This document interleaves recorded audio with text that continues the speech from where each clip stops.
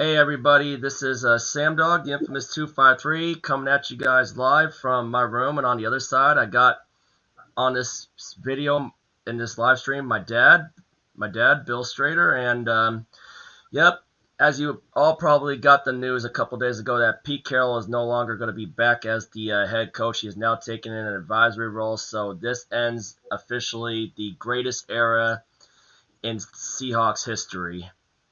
Pretty sad time too, if you ask me too. What do you think, Dad? Well, all good things I'm sure have to come to an end. And for me, rather than reflecting on, it's hard. I really love Pete. I thought he was just a great person, and that's what I enjoyed most about him. But Yeah, from a pure football perspective, rather than reflecting on kind of how things have ended, I rather almost always think about just the good times. I mean, when Pete came here, we were losing, you yeah. We know, were we were and shortly after he came here, we got the beast quake during that playoff game yeah. with Little New did we Orleans. know what we were little did we know what we were getting into when we got Pete, especially going into that season before that. I think he made one of the greatest midseason trades that year, which was the trade with Buffalo to get Marshawn Lynch, and we had no idea what we were getting ourselves into then until we got that Beastquake run.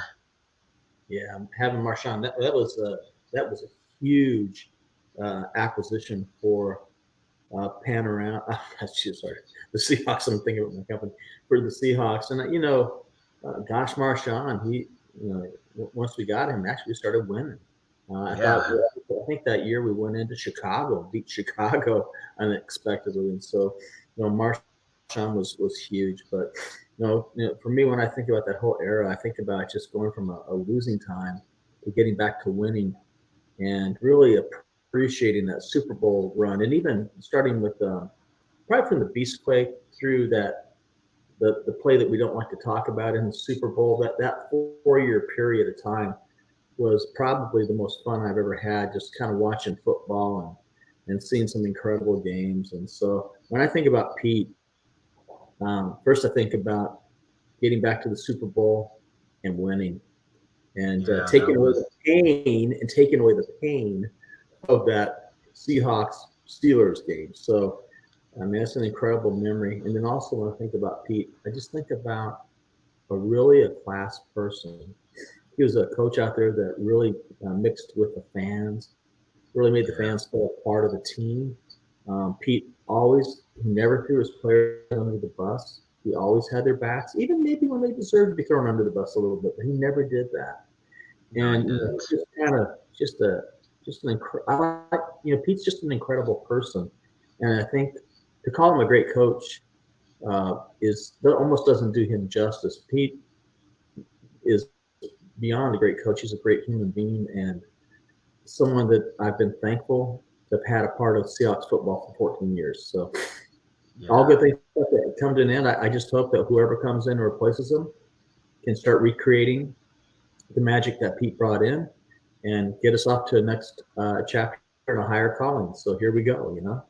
yeah. There's a reason I'm wearing the jersey today. That's for sure. Cause 2017, I remember going to Los Angeles for that Seahawks Rams game, the game that we won 16-10. I remember before that game, I had the older jersey on that you got me back in 2007, and Pete coming up to me and saying we need to get you a new jersey, and then weeks later, while you were on your way with Tracy going to Kansas City for that Chiefs Broncos Monday night game, and then I was at that game where Wilson had the shootout against Deshaun Watson, and Pete unexpectedly comes out and brings me that jersey. It's what I'm forever going to be grateful for too. Hence the thumbnail in this video. I put the thumbnail when Pete held out the jersey when I first got it. Yeah, I thought that was an incredible memory. When I told people about that, they were in disbelief. And I love looking at the pictures of when he was handing it to you and looking at the faces of all the other fans and thinking, how's this guy getting this jersey? But, you know, Pete is just a special guy. And to me, I'll be honest, I'm very sentimental. Um, and I'm particularly fond of people who've been good to you over the years. And Yeah, so Sherman Yeah, as one player, Marcus, Pete as the Trufant. coach, just the relationships. So, that's what I think about. I think just think about, at this time, I don't want to think about anything negative. I just want to think about all the positive memories, the great moments. When you and me and Jeremy were sitting there doing a group hug in the middle of that end zone when Marshawn was running that beast quick. What an Oh yeah. unbelievable moment! That stadium was just shaking.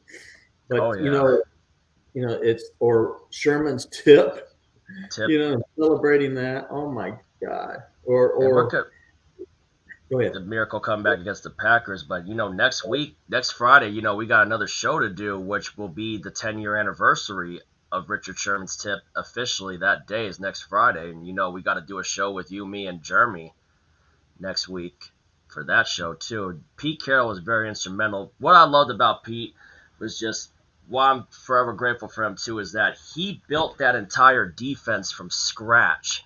All the late round picks. I mean, with the exception of Earl Thomas in the first round, but getting Cam Chancellor later in the later rounds, getting Richard Sherman in like the fifth or sixth round, one of those later rounds, just built that entire Legion of Boom defense from scratch. And then later, of course, making the gutsy pick in the third round to get Russell Wilson, which helped out too. But that defense, man, it was just an incredible team that Pete built for that 2013 season. Heck, most of the players, from what I saw a couple of days ago after Pete did his press conference, everybody was back in at the Legion Sports Bar. Pete went to Legion Sports Bar, and Sherman and no Marshawn and no Earl Thomas, but Richard Sherman was there, Sidney Rice was there, Cam Chancellor was there, Tyler Lockett was there. Heck, I mean, I could even be appreciative for this, and I gotta say, I did not expect Russell Wilson to actually show up in town to be there for Pete Carroll to say thank you for him too. That was actually pretty classy for Russell to go in there to be there to show his appreciation for Pete. You know what? For all the mixed messages back and forth between those two, that was just a real class. I agree with you, Sam. That was a real class gesture on Russell's part, and going out of his way. It's not like Russell doesn't have a busy schedule. They really go out there and do that for Pete. That says something special. So I was so glad to see that. Um, you know, I'm glad that the guys went all out and showed their love for Pete. Just a great guy. Anyway, it's And and, and you know what else was great? The fact that you and me got to be there for his last win. oh yeah. That was if you have to go out, better to go out on an amazing pass to Tyler Lockett and a 2-point conversion, right? That was To cool, Tyler Lockett as well. and then a wide right kick. Yep, yep. We got a little help from the Pottsville curse to make that last game memorable, which is the curse that curses the Cardinals. But we could save that for another story. But I definitely thank the Pottsville curse for giving us that moment for Pete Carroll's last game as our head coach to be that special of a win. But when you look back through all the favorite memories of Pete, we can go through a lot of them. Like all the times he's got me fired up by the tunnel. Like I didn't know what to think when you first told me that we got him as the head coach until we made that trade for Marshawn and Marshawn making that incredible run to our end zone. There was just a lot to like. Okay, so it's like that. And then 2011, I remember when I took Sean Tolan and Shane Patno to that Seahawks Eagles game, and Marshawn had that incredible run. And that game to me, like Big Dave Eck told me, he said that game was the turning point of the Seahawks truly becoming Pete Carroll and John Schneider's team.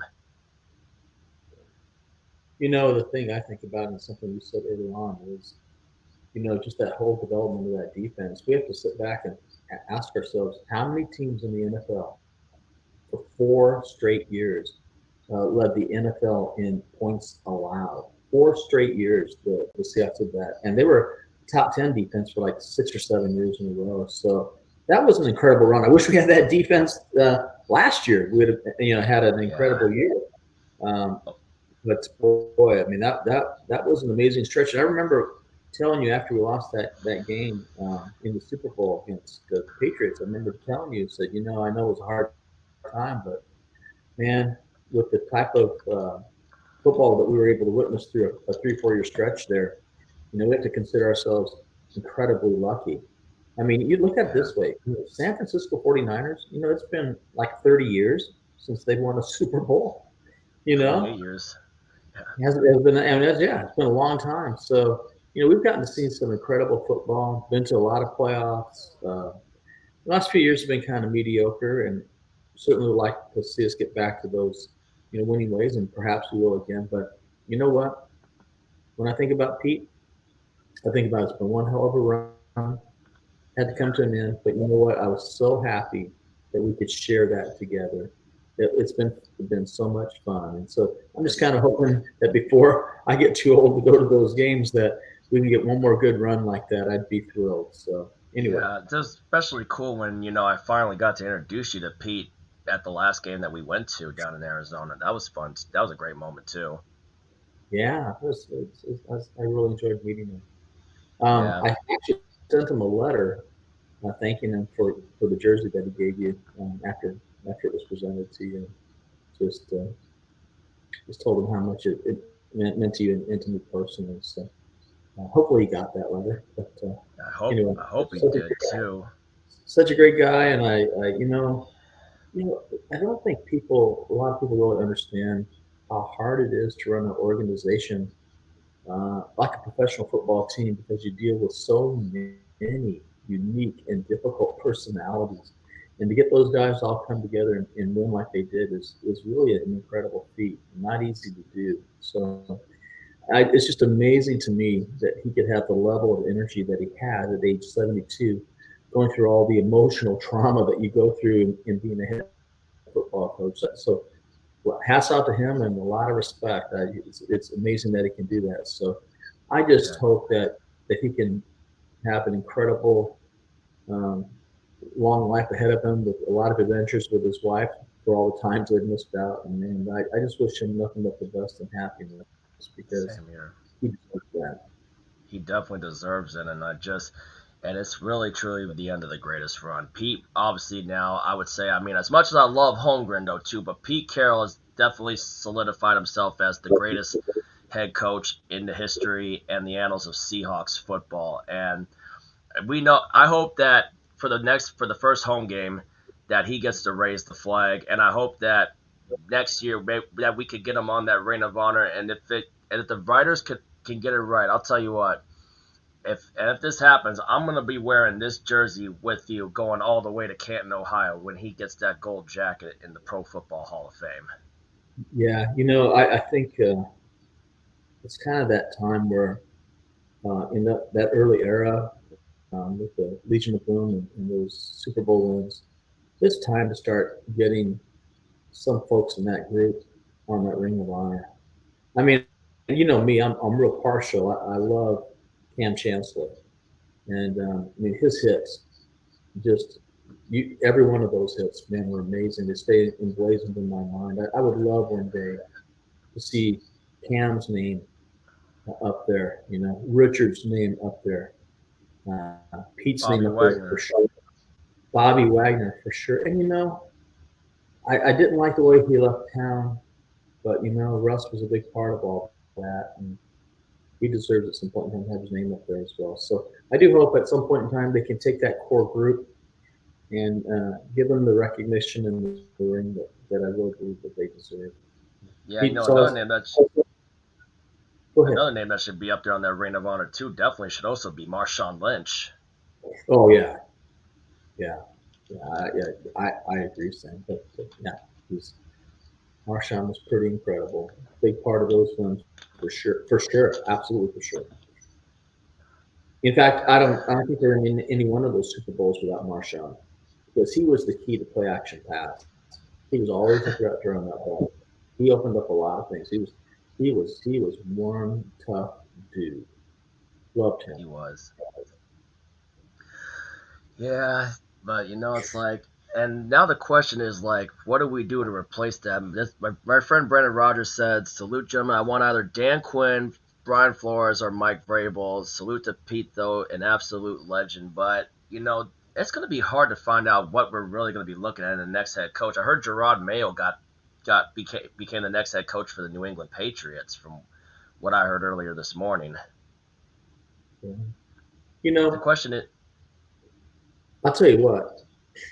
I think in the last couple of years we've been really soft in the trenches, and I just think we need someone to come in who's going to bring some real toughness at that line of scrimmage. And I'm talking both sides of the ball. You know, I like to right. see someone who comes in who knows how to create a little bit of nastiness at the line of scrimmage because that's what's really missing. We have really good talent. When you look at our receivers, our running backs, we have the offensive tools, but what we're really missing some nastiness on that line of scrimmage. People that can block well, create lanes for our running backs. Just we just don't have it on either side of the ball. So I hope that whoever we bring in has an ability to get more out of people in that regard, and to help John uh, identify some people who can come in and bring that level of toughness that I think we've been missing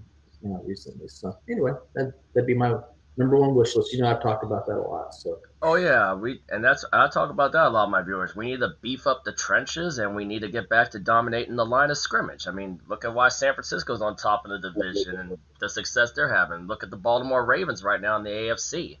They dominate the line of scrimmage other than having a very mobile quarterback with Lamar Jackson, but they got it both physically on both sides of the line of scrimmage. well, I think we've got some good running backs. So if we can get some people who can carve up a lane or two and get those running backs going, it opens up so much in the passing game when you have that running threat. So that's one of the things I liked about Pete is he always wanted to have that balanced attack. And when we had Marshawn, you know, during that kind of that Super Bowl run there, that was what was so good about our team is it was fairly balanced. And so we haven't had that in a while, but it's because I think we've had a lot of weakness and lack of continuity on the offensive line. And that I think that Yeah. on the offensive side, that's really where it starts. You know, we can all say a lot about that early Super Bowl team. And I'm not talking about the one that Mike Holmgren took to the Super Bowl. You know, Yeah. and people can say who they want to say about who was the MVP that year. But in my mind, the MVP of that team The O was the line. offensive line. And any running back and their brother could have knocked out yards with those guys. They were incredible. So somehow, some And way, that Walter Jones and Steve Hutchinson. Steve Hutchinson toughness, man, we got to somehow find that magic again. It's out there Yeah, somewhere. for sure. Yep, and there's a reason why both those guys are in the Pro Football Hall of Fame today. Yeah, they're incredible.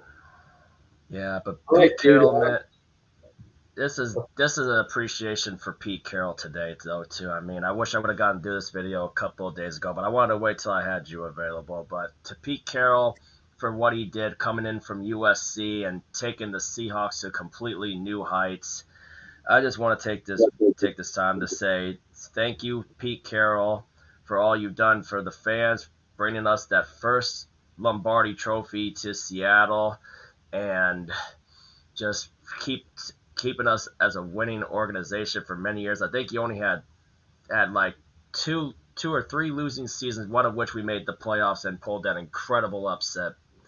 But a heck of a run now come to an end, a great 14-year stretch, and those were some of the best 14 years of my life. And for that, I gotta say thank you, Pete Carroll. And I hope to still see you at the state. Hope me and my dad still get to see you at the stadium for games to come, even if you stay around as an advisor in an advisory role. But it sure was a great run. Yeah. Hey, Sam, this one's going on about 20 minutes, and we've had a lot of rambling. Probably a lot of it was me, and I apologize, but I don't know if I have a whole lot more to say than what I've already said. Love Pete, love him as a person. I think beyond being a great coach, he's a great human being, and I'm just happy that he was in that position for as long as he is. And I hope that we can find someone else to step in there and recreate all that magic one more time. So anyway, Oh dude, yeah. that's all I have to say. Okay, I'm talked out. All right. Thank you everybody for tuning in, and we will catch you guys next Friday when we commemorate the 10-year anniversary of that crazy NFC Championship from 2013. Anyway, see you guys later, and go Hawks, and thank you, Pete Carroll.